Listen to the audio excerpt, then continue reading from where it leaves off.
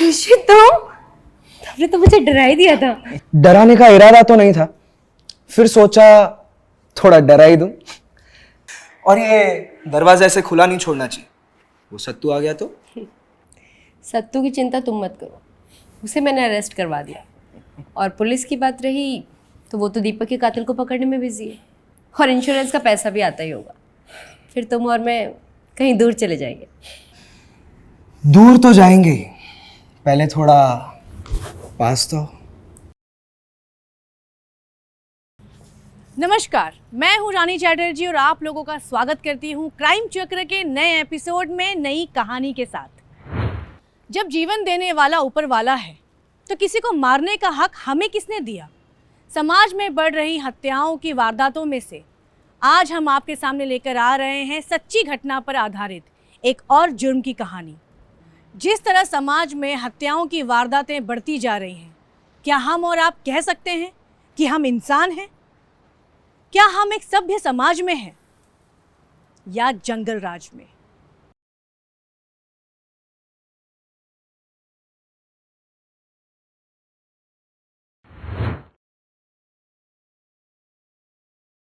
ये लीजिए अपना टिफिन। रसिका, क्या हुआ? कुछ बात तो करो, नाराज हो? मुझे ना आपसे कोई बात ही नहीं करनी। आपके पास मेरे लिए टाइम ही कहाँ है? बस जब देखो काम काम काम। क्या करूं?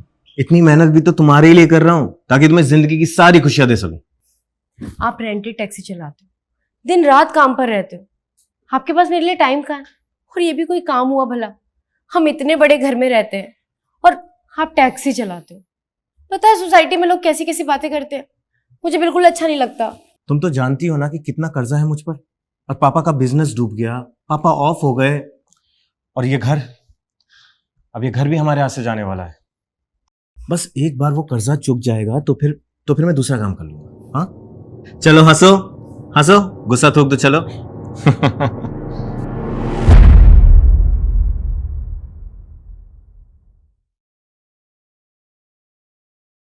सच बताओ यार, परेशान हो गया हूं, मन ही नहीं करता है जीने का।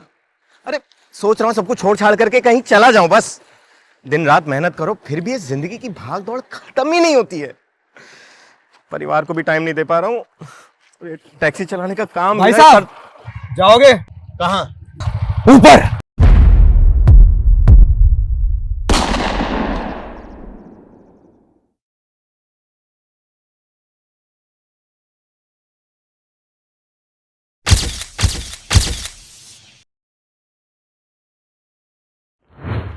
दिन दहाड़े एक टैक्सी ड्राइवर दीपक की गोली मारकर हत्या कर दी गई और बाइक सवार अज्ञात हत्यारे फरार हो गए।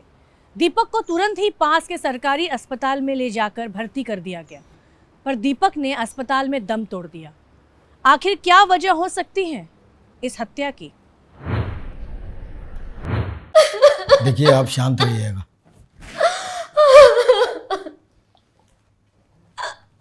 सर, ये दीपक की वाइफ है, मैंने ही फोन करवाया था। बॉडी को पोस्टमार्टम के लिए भेज दो। Sir,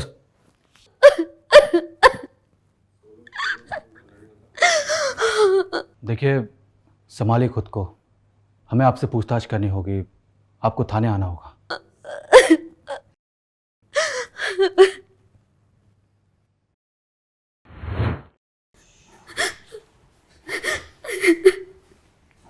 please.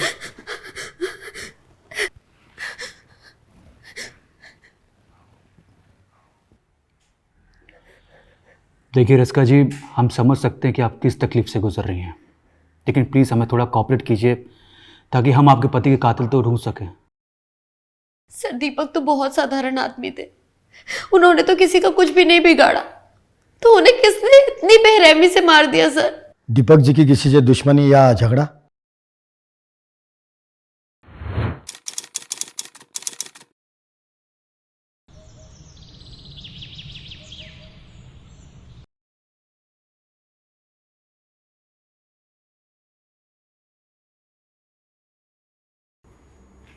ये बोल बोल बोल, कहां मेरा पैसा? बोल। सत्तू भाई, देखिए मैं आपका पैसा लौटा दूंगा, अभी मेरा काम थोड़ा कम चल रहा है, बस धीरे धीरे मैं आपका पैसा लौटा दूंगा। ये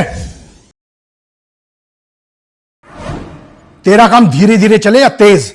मुझे मेरा पैसा नहीं मिला ना तो क्या कर रहे हैं आप? ये चल हट।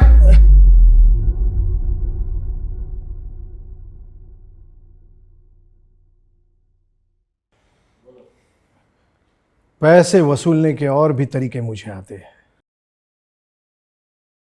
सत्तू भाई मैं आपका पैसा लौटा दूंगा। चल हट, मुझे मेरा पैसा चाहिए जल्दी।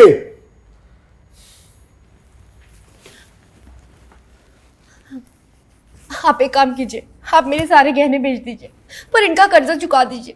पागल हो क्या? मैं कमा लूंगा।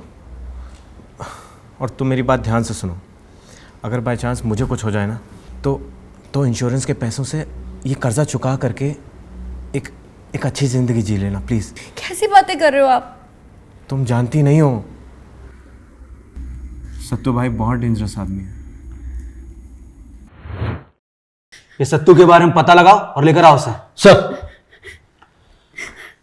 रिस्का जी आप जा सकती हैं, अगर कुछ ज़रूरत पड़ी तो आपसे कांटेक्ट करेंगे। आप चिंता मत कीजिए, हम आपके पति के कातिल को ढूंढ ही लेंगे। जी सर।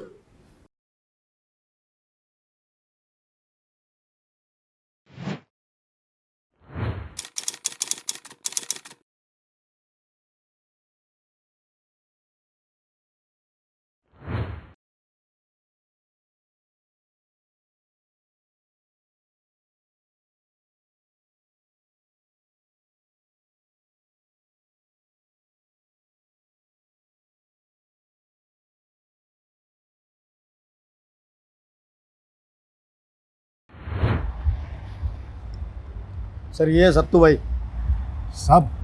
मुझे क्यों उठा लाए हो? मैंने क्या किया? दीपक को जान से मारने के बाद पूछते मैंने क्या किया? सर मैं उसे जान से क्यों मारूंगा? क्योंकि उसने तुझसे पैसा लिया था। हाँ साहब, मैं ब्याज पे पैसा चलाने का धंधा करता हूँ। दीपक ने मेरे से 6 लाख रुपए लिए थे, लेकिन वापस नहीं कर रहा था। तो उसे जान से मार दिया? नहीं साहब, देखिए मैं धंधे वाला आदमी हूँ, पैसा ब्याज पे चलाने का काम है मेरा। हाँ, अभी देखिए जिस आदमी से मुझे पैसा लेना है उसे मैं जान से क्यों मारूंगा? उससे मेरा पैसा थोड़ी वापस आने वाला है। उस आदमी का जिंदा रहना मेरे लिए ज्यादा जरूरी है। इसे बंद रहने दो जब तक जांच पूरी नहीं हो जाती। सर सर सर सुनिए ना।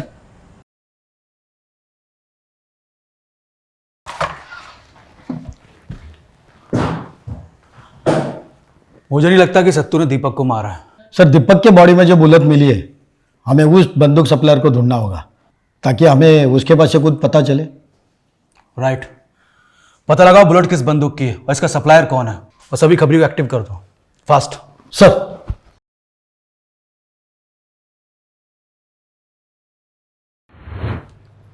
पुलिस ने सत्तू भाई से पूछताछ की और पुलिस को यकीन हो गया कि सत्तू ने दीपक को नहीं मारा। पर क्या सच में दीपक के खून के पीछे सत्तू का हाथ नहीं था? एक तरह से सोचा जाए तो शायद सत्तू की बात पे यकीन किया जा सकता है। दीपक की हत्या का मामला उलझा जा रहा था। क्या दीपक के साथ साथ रसिका की जान को भी खतरा है? कोई तो है जो रसिका को बार बार छुप छुप के देख रहा था। पुलिस ने अपनी जांच जारी रखी और तभी पुलिस के हाथों एक हथियार सप्लायर पकड़ा जाता है। देखिए। सर ये मुन्ना हथियार सप्लाई करता है। साहब माफ कर देना, पेट पालने के लिए कुछ ना कुछ तो काम करना पड़ेगा ना, और दूसरा कोई काम आता नहीं आप उनको, यही जाता है और इस पे पैसे तुरंत मिल जाते हैं। पैसा मिल जाता तो अवैध काम करेगा? तुझे मालूम है तुम जैसे लोगों की वजह से क्राइम रेट कितना बढ़ गया है? साहब अपने को क्या मतलब क्राइम बढ़े या घटे, अपना काम है बंदूक बेचना, और बंदूक किसके क्या काम आती है, कहाँ इस्तेमाल होती है, हमें क्या लेना देना। लेकिन हमें फर्क पड़ता है, कानून व्यवस्था बनाए रखना हमारा काम है। तू सच सच बता, एमके सीरीज की बंदूक तूने 15 दिनों में किस किस को बेची है? अब इतनी सारी बंदूक बेचते हैं और इतने सारे ग्राहक होते, अपन कैसे याद रखेंगे? ये ऐसे नहीं मानेगा। इसे इतना तोड़ो कि बंदूक क्या गोली के खोखे का नंबर भी याद आ जाए इसे। सर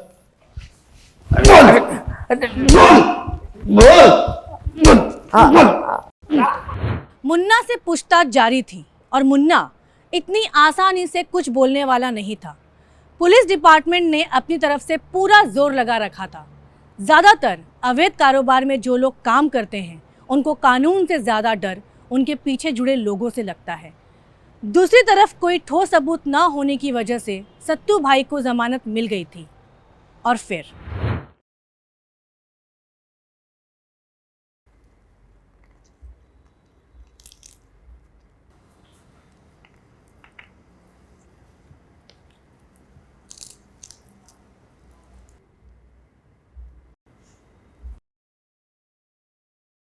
कौन कौन है वहां?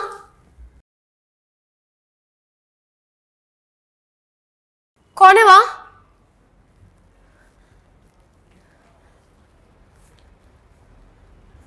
कौन है?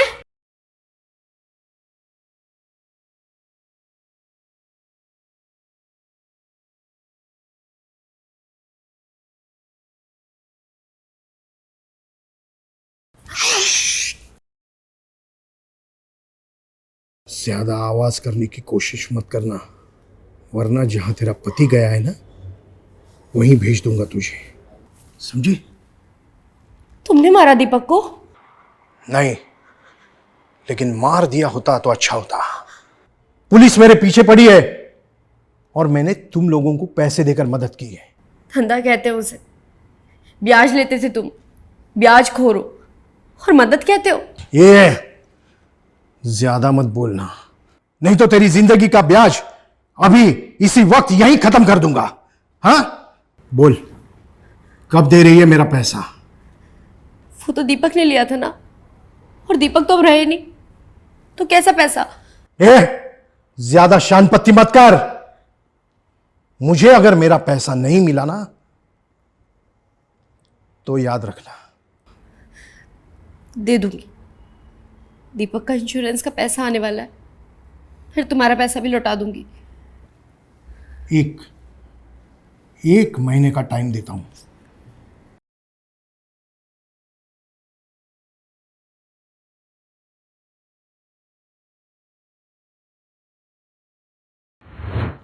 सर, क्या हुआ? कुछ इन्फॉर्मेशन मिली? सर, वो मुन्ना को जब तोड़ा तभी उसने जिस आदमी को एम सीरीज की बंदूक बेची थी उसका स्केच बनवाया। ये स्केचेस सभी थानों में सर्कुलेट करवा दो। सर। मुझे नहीं लगता कि काम किसी हिस्ट्री शीटर का है। क्यों सर? जिस हिसाब से गोली चलाई गई है, ये किसी नौसिखिए का काम लग रहा है। एम के सीरीज की बंदूक ज़्यादातर लोग इस्तेमाल नहीं करते हैं, क्योंकि ये रेयरली यूज़ होती है, क्योंकि सस्ती आती है और पकड़े जाने का खतरा बढ़ जाता है। ऐसा क्यों सर? एम के सीरीज का फुल फॉर्म होता है मार्क, और ये आसानी से अवेलेबल होती है। इसका लाइसेंस भी इजीली बन जाता है, पर इसकी रेंज कम होती है और कोई भी हिस्ट्री शीटर इतनी कम रेंज में फायर करने का रिस्क नहीं उठा सकता। रिस्क उठाने का मतलब है कि दाव उल्टा पड़ना। अगर टारगेट बच गया तो गोली चलाने वाले की पहचान हो सकती है। वैसा ही मुन्ना ने किया, क्योंकि इसके ग्राहक कम रहे होंगे, इसलिए उसने स्केच बनवा लिया। हो सकता है सर। फिर भी स्केचेस सभी थानों में सर्कुलेट करवा दो। Okay sir.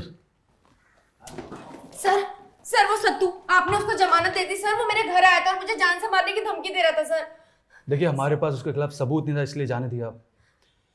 इनकी धमकी की रिपोर्ट दर्ज कर लो और सत्तू को लेकर आओ। ओके सर, चलिए।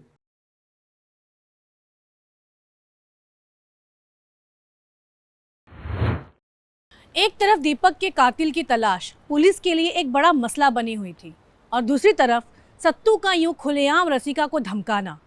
पुलिस ने रसिका की कंप्लेंट पे सत्तू को वापस गिरफ्तार किया ताकि रसिका सेफ रह सके, पर आखिर कब तक?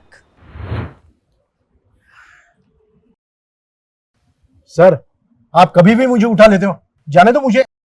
तेरे खिलाफ कंप्लेंट है, तूने रसिका को जान से मारने की धमकी दी है।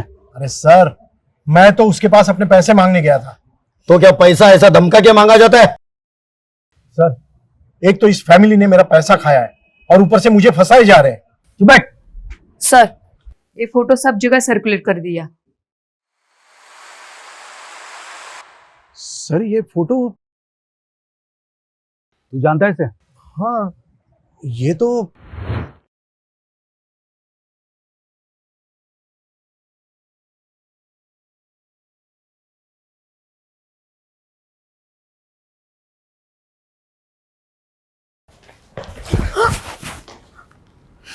ऋषि तुमने तो मुझे डरा ही दिया था। डराने का इरादा तो नहीं था, फिर सोचा थोड़ा डरा ही दूं। और ये दरवाजा ऐसे खुला नहीं छोड़ना चाहिए, वो सत्तू आ गया तो। सत्तू की चिंता तुम मत करो, उसे मैंने अरेस्ट करवा दिया। और पुलिस की बात रही तो वो तो दीपक के कातिल को पकड़ने में बिजी है, और इंश्योरेंस का पैसा भी आता ही होगा। फिर तुम और मैं कहीं दूर चले जाएंगे। दूर तो जाएंगे ही, पहले थोड़ा पास तो।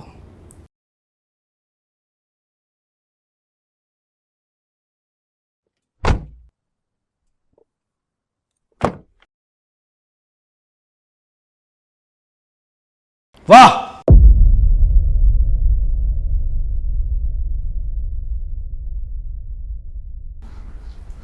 बहुत अच्छी प्लानिंग थी, लेकिन पुलिस इतनी बेवकूफ नहीं है जितना आपने सोच के रखा था। हमने आपके घर के बाहर एक कांस्टेबल तैनात करके रखा था निगरानी के लिए, जब सत्तू ने हमें इसकी पहचान के बारे में बताया था। ले चलो दोनों को, चल।